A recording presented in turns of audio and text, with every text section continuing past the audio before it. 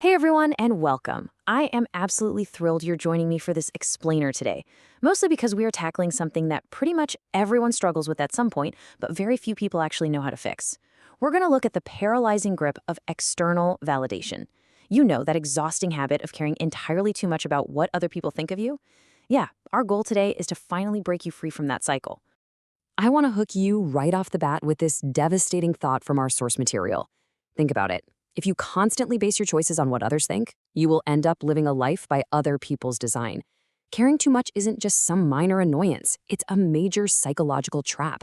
Honestly, it's the ultimate cause of unhappiness. It leads directly to anxiety, it leads to depression, and worst of all, it leads to dying filled with regret simply because you never actually did what you truly wanted to do. Okay, let's dive right into this. Here is our clear, actionable roadmap for today, so we have a structured path out of that social anxiety.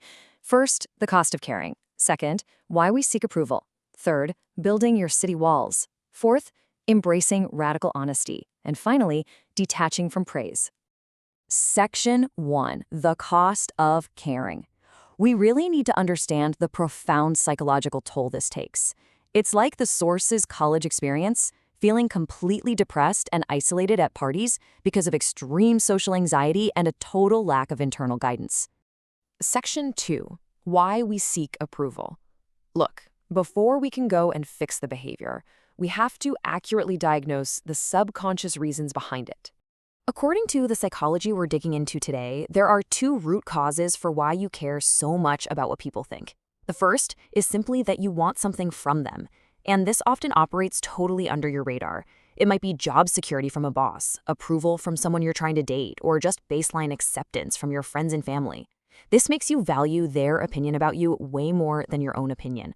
The second reason is that you're desperately clinging to a fragile identity, like needing everyone in the room to see you as the expert. To make this concrete, let's look at a mini case study from the source. In the past, when the author was dating, they cared way too much about what women thought because they subconsciously believed that approval equaled happiness. This led to an entirely unequal dynamic where the author was literally sacrificing their own personal beliefs and true personality just in exchange for acceptance.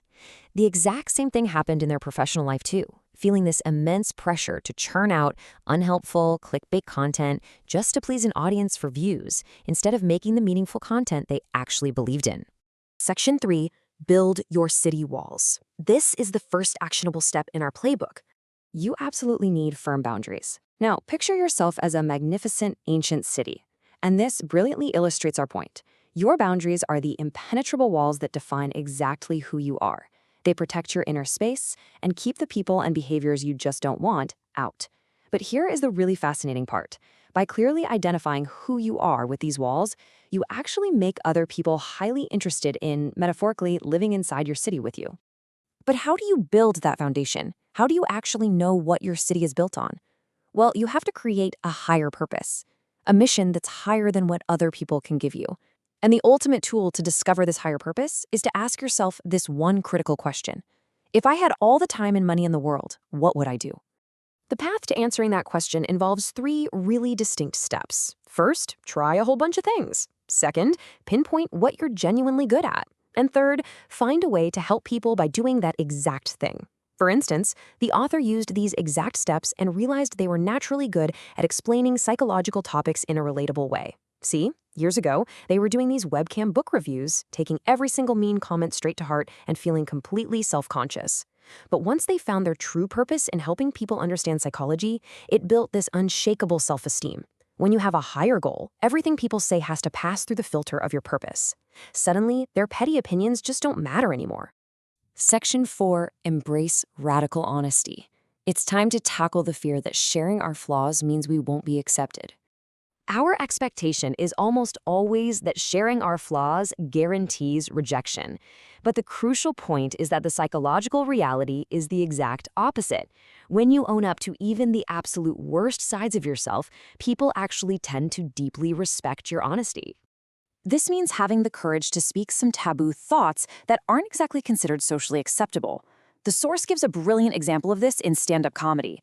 Comedians like Louis C.K. will get on stage and highlight how genuinely awful his kids can be at times. Now, that's a taboo thought, It's something pretty much all parents feel at some point, but very few are brave enough to actually say out loud.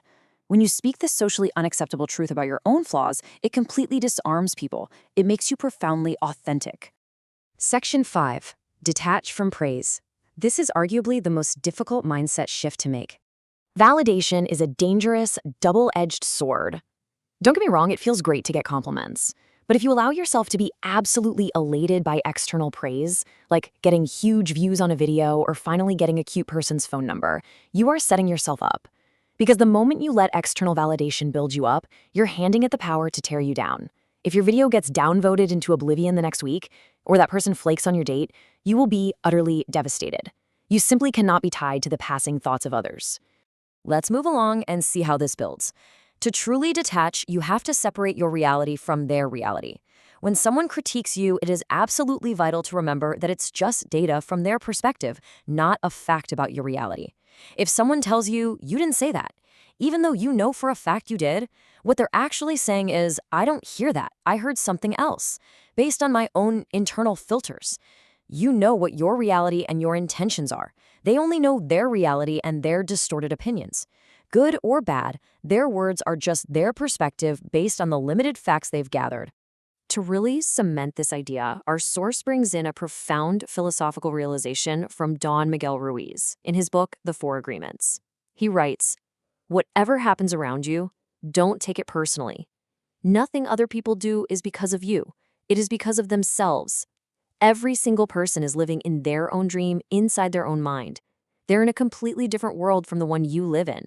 So when we take things personally, we're falsely assuming they even understand our world."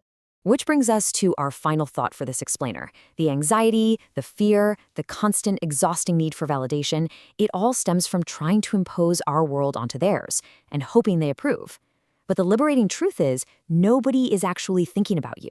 They are entirely consumed by their own dream world.